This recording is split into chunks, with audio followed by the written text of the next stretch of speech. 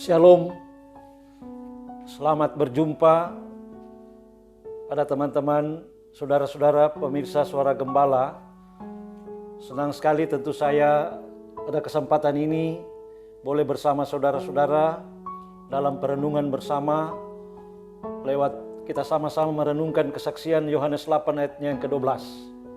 Melalui bacaan ini, melalui nats ini, saya mengajak kita merenungkannya dengan tema Yesus Kristus terang bagi mereka yang dalam kegelapan.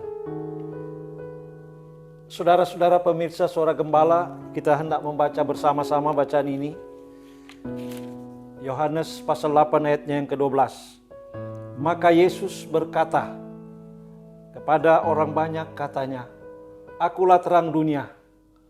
Orang yang mengikut aku tidak akan berjalan dalam kegelapan, tetapi akan memperoleh terang kehidupan." Yesus datang ke dunia ini untuk mencari dan menyelamatkan orang yang hidup dalam kegelapan. Yesus datang membawa kita keluar dari kegelapan kepada terang hidup. Saudara-saudara, dalam kesaksian-kesaksian Alkitab ada dua pengertian tentang kegelapan. Pengertian kegelapan pertama yaitu gelap secara jasmani. Ya, misalnya kegelapan malam.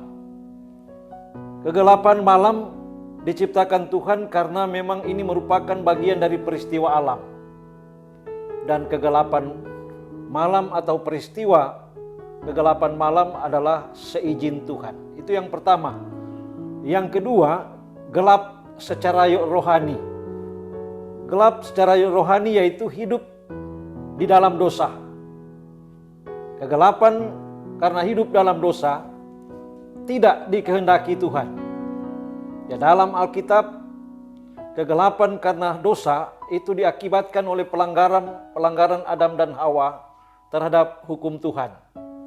Tentu saja kegelapan karena dosa tidak dikehendaki oleh Tuhan. Itu sebabnya Yesus datang ke dunia ini sebagai terang untuk menerangi hati dan pikiran manusia. Tuhan Yesus adalah terang sejati.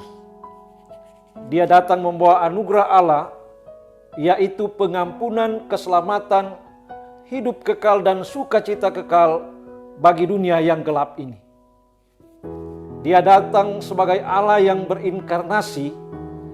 Dia datang ke dalam dunia untuk mengubahkan hidup manusia yang ada dalam kekelaman dengan terangnya yang sejati. Yesus Kristus adalah terang sejati, dan sekali lagi dia datang menerangi manusia. Dan itu berarti dengan kedatangan Yesus, hancurlah kuasa kegelapan. Yesus dengan tegas ia mengatakan bahwa dia adalah Allah yang berinkarnasi atau dia datang dalam wujud manusia. Itulah sebabnya keselamatan dalam Kristus pasti terjamin.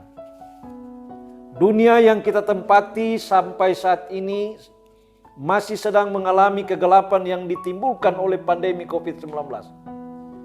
Akibatnya dunia kita diliputi kekhawatiran, ketakutan, kesulitan ekonomi yang kadang-kadang memicu rasa putus asa. Atas dasar ini dunia memerlukan terang. Oleh sebab itu mari kita mencari cara agar orang dapat menyinari dunia ini dengan kasih Kristus. Jadikan firman Tuhan sebagai pemberi kekuatan moral. Mari menjadi saksi bahwa dalam Kristus ada kekuatan, ada pengharapan, bahkan ada kehidupan. Dengan demikian kita menjadi terang bagi dunia yang sedang mengalami kegelapan ini. Tujuan Yesus datang ke dunia ini untuk membawa terang kepada setiap orang yang percaya kepadanya. Itu sebabnya bagi semua orang percaya selalu dituntut agar mampu menjadi terang bagi semua orang dan membawa terang Kristus kepada orang-orang yang belum percaya. Dengan kata lain, sebagai orang-orang percaya yang telah lebih dahulu diterangi oleh Yesus, maka kita harus hidup berdampak positif dan juga mampu memberi pengaruh yang baik kepada semua yang ada di sekitar kita. Mari kita hidup dalam terang Kristus.